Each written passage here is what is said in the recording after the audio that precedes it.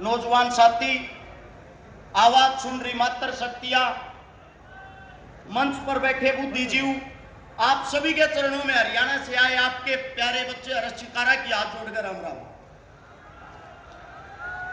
आप सभी साथियों को राजनीति की आज वो कड़वी सच्चाई बताना चाहता हूं जो शायद ही कोई बता पाएगा।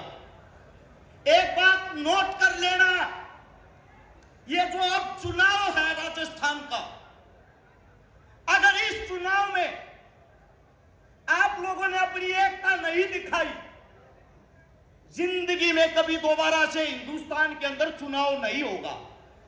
जो बीजेपी सरकार, भाजपा सरकार, जिसको आप लोग ये सोचते हो कि अगर यहां भाजपा आएगी आपका विकास करेगी, वो एक चक्कर जाके हरियाणा लगाया आना। हमारा सीएम है खट्टर साहब, जो रैलियों में कहता है नाम है मेरा खट्टर, सरकार मेरी खटारा, ईवीएम का और बना दो, ढूंढ बिकवा दूंगा खारा।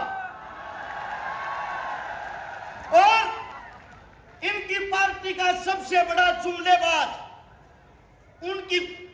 उनके माहौल का यही नहीं पता कब रात 8 बजे लाइव आके बोल देंगे मित्रों अगर अमीर होना है मकान ही बेच दो।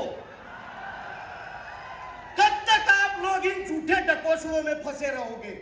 याद करो वो दिन जिस वक्त हम गुलाम थे, उस गुलामी के वक्त किसान का, दलित का शोषण होता था, हमारी बहन बेटियों को हमारी आंखों के सामने पीटा जाता था, कुचला जाता था।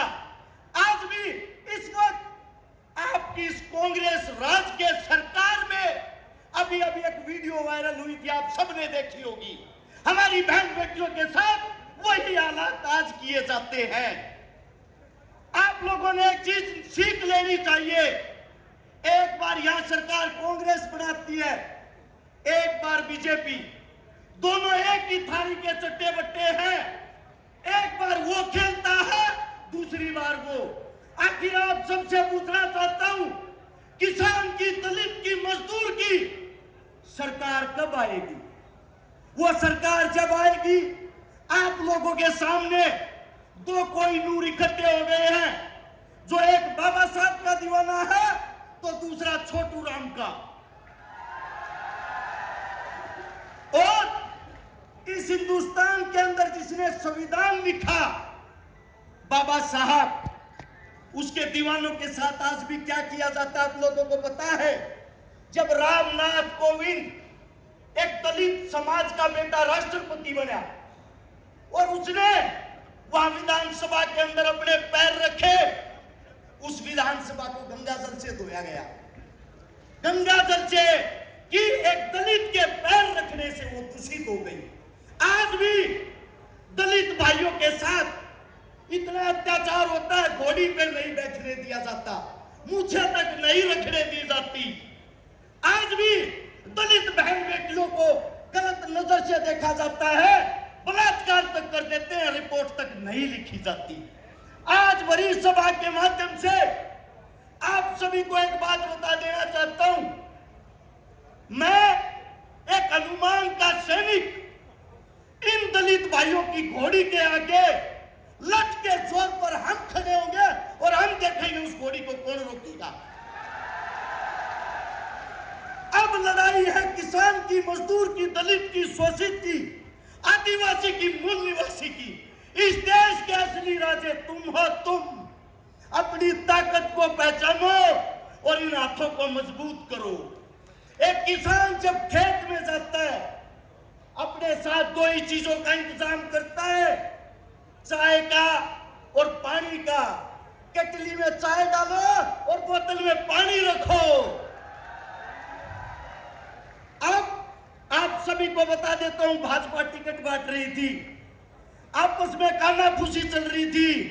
साहब, हम तो चाय वाले के नाम से आपका प्रचार कर रहे थे, चाय को तो केटली में चंद्रशेखर डाल ले गया।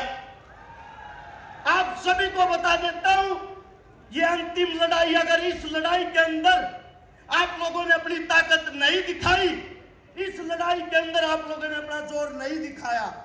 जीवन में आप लोगों के लिए आगे कोई योद्धा और कोई लड़ने वाला नहीं रहेगा। हनुमान जी, चंद्रशेखर जी दोनों एक गरीब परिवार से, मजदूर परिवार से, किसान परिवार से संघर्ष करके आप लोगों के लिए वो लड़ाई लड़ रहे हैं। आप लोगों के लिए वो एकता लड़ाई है। आप लोगों के लिए इस परिवार को एक किया है।